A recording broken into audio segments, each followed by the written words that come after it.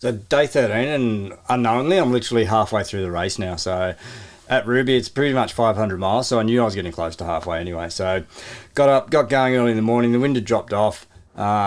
Still dark. Most mornings it's always dark anyway for the first 4 to 5 hours, and that can be pretty difficult until you sort of take some stimulants like caffeine pills, or you stop and have a cup of coffee or something just to help wake you up, or you just push through until the daylight hits you. So sort of pushed through, and then as it turns out, and I kind of knew it would happen, about 2 miles from where we slept, we came across a series of old mining cabins. Although there was nowhere that you could light a fire or generate any heat, there was a cabin which had no doors or anything like that, but you could get in there out of the wind, which would have provided just a little bit of a windbreak, so not much else other than just a little bit of shelter. So sort of pushed on anyway.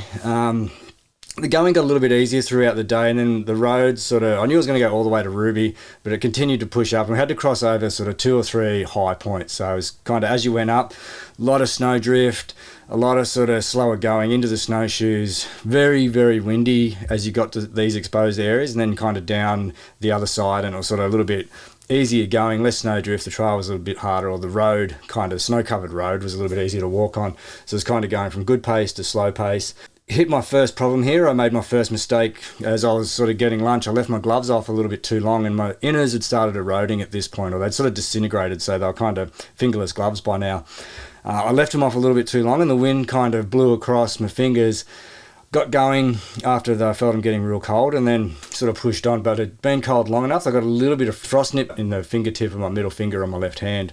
And then I sort of thought after that I need to be really careful because frost nip can turn into frostbite pretty quick, and because the gloves I had, they were disintegrating, I had to be really careful from this point on. So it was my first real lesson, or first kind of point of consideration or concern that this might be a problem later on. So for the remainder of the day it was pretty good, and I was making pretty good time, and then I sort of crested the last hill around about 4 o'clock, 5 o'clock. So the road was getting much better as we were heading into Ruby.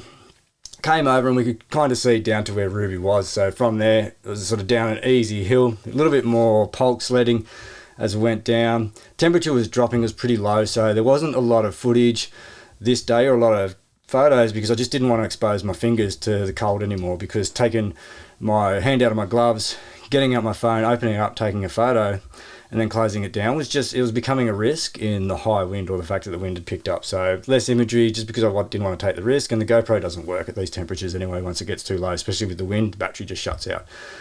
So as I got close to Ruby, sort of went down along the airfield, fairly high wind, so I was pretty keen to get moving along there. So I didn't waste any time getting across the airfield, into the town, and then you're so close that you sort of just really, really get excited about stopping or getting to the end, and then it just kind of keeps dragging out.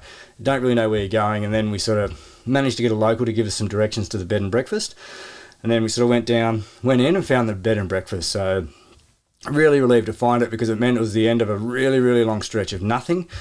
It meant an indoor sleep, it meant fresh food, it meant the ability to rehydrate, restock, use some of the mail drops that might be there. Just get ready to go before we hit the Yukon. And I was hoping the trail on the Yukon would be much better than what I'd experienced for the last 4 or 5 days. So as far as getting to Ruby, it was just a real emotional relief to have finally got to the end of the vast nothing that I'd sort of been walking across for the last 4 or 5 days. So we get to the bed and breakfast, and there was a racer that had got there a little bit before me, one that's kind of arrived about the same time as me, because we sort of caught up to each other on the last hill. It was in the middle of a birthday party for one of the owners, or for the owner of the bed and breakfast, which was a little bit odd for us. So we got there, nice big feed, some pizza, some wings, some more food, some cake. I drank pretty much as I could. Had a few soft drinks. I determined that root beer in the US tastes a lot like ashtray water, but it was kind of, I didn't mind it, because I was in such a depleted state, so I drank some of that. Sorted out all my kit, charged everything I needed to charge, because most of my stuff that had batteries now was getting low, so my watch, the GoPro, my phone, everything I needed to recharge. Sorted everything out, dried everything in the heater, because stuff had started getting wet now.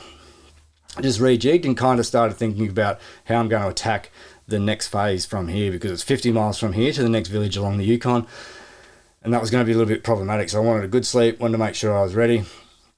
So I made the most of being inside, being warm. Got my head down sort of around about 8, 9 o'clock. The owners of the B&B unfortunately sat up till about 2 o'clock in the morning drinking beer, and where we were staying was just fold-out beds in the middle of their lounge room.